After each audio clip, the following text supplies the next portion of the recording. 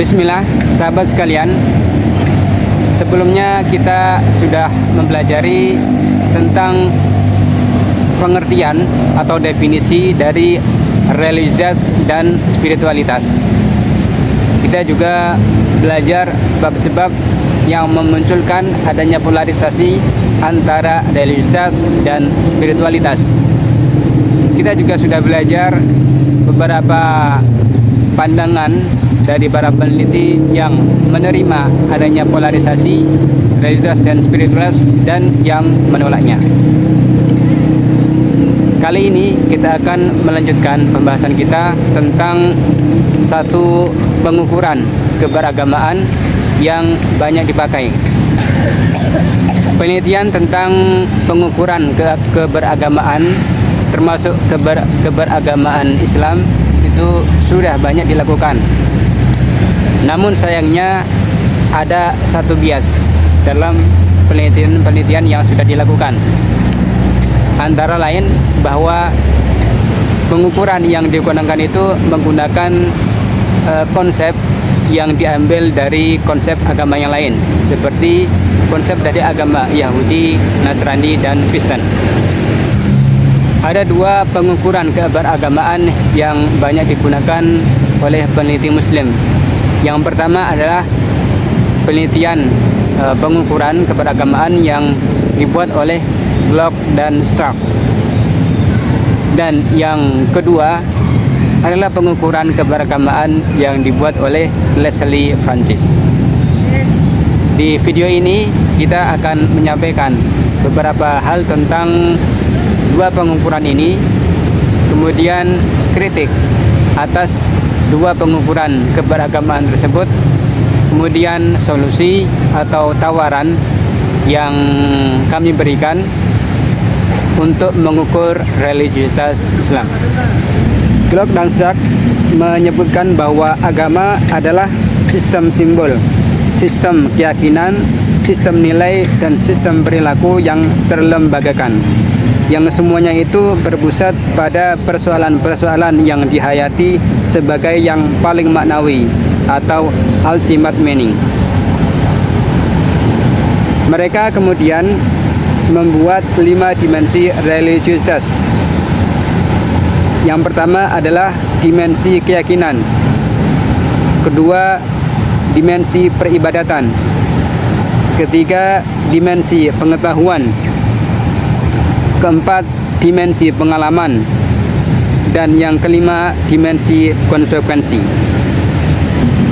Ada beberapa kritikan terhadap pengukuran dari Glock dan Stark, antara lain terkait dengan dimensi konsekuensi, karena dimensi ini merupakan konsekuensi dari religiusitas, sehingga tidak bisa dimasukkan dalam religiusitas itu sendiri. Selanjutnya kita telaah terkait dengan pengukuran keagamaan yang kedua, yaitu pengukuran keberagamaan yang dibuat oleh Leslie Francis dengan satu pengukuran yang disebut The Francis Scale of Attitude Toward Christianity. Ada beberapa dimensi dalam pengukuran Leslie Francis. Yang pertama adalah dimensi afiliasi, kedua dimensi kebiasaan, ketiga dimensi kepercayaan, keempat dimensi sikap. Selain itu juga ada indikator pengukuran religiusitas, antara lain respon efektif terhadap Tuhan, Yesus, Bible, frekuensi berdoa, keikutsertaan di gereja, pengalaman beragama, dan perasaan dibimbing Tuhan. Dr. Abdul Syahin dan Leslie Francis kemudian membuat satu pengukuran dari Leslie Francis yang sebelumnya lebih banyak terkait dengan Kristen, kemudian dibuat dalam versi yang Islam. Satu pengukuran ini disebut dengan The Saint Francis Scale Toward Islam. Sahabat sekalian, Setelah sebelumnya kita menyimak dua pengukuran yang cukup banyak digunakan, selanjutnya terkait dengan alternatif pengukuran keberagamaan. Dalam buku kami, Realitas, Refleksi, dan Subjektivitas Keagamaan, kami menawarkan dan juga sekaligus melakukan pengukuran keberagamaan dengan 3 konsep yang sudah ada di dalam Islam, yaitu konsep iman, Islam, dan ihsan. Konsep ini berasal dari hadis Nabi Muhammad SAW yang dikenal dengan hadis Jibril, di mana di hadis ini Jibril alaihissalam mendatangi Nabi dan para sahabat dalam rupa seorang manusia yang datang dalam keadaan safar dengan menanyakan beberapa hal seperti apa itu Islam, apa itu iman, dan apa itu ihsan.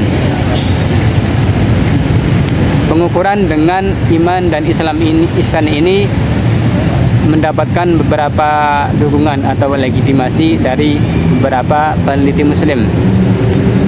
Antara lain yang bisa saya sebutkan adalah Profesor Dr. Malik Badri, dan yang kedua Profesor Abdul Mujib, ahli psikologi Islam di Jakarta. Malik Badri menyatakan bahwa prinsip pengukuran religiosity dan personality Muslim, dasar pengukuran Muslim adalah manifestasi dari Islam, iman, dan ihsan. Maka dalam mengukur religiositas Muslim harus terdiri dari item-item yang menggambarkan persepsi, sikap, dan amalan seseorang terhadap 3 dasar agama tersebut. Profesor Abdul Mujib mengatakan penggunaan 3 pola keberagaman ini, Islam, iman, ihsan, sebagai alat ukur religiositas sangat baik karena integratif dan tidak membedakan antara perilaku eksoteris dan esoteris. Dengan pola ini tidak akan terjadi split personality, yang mana hatinya beriman kepada Allah Subhanahu wa taala tetapi perilakunya bertentangan dengan apa yang diperintahkan.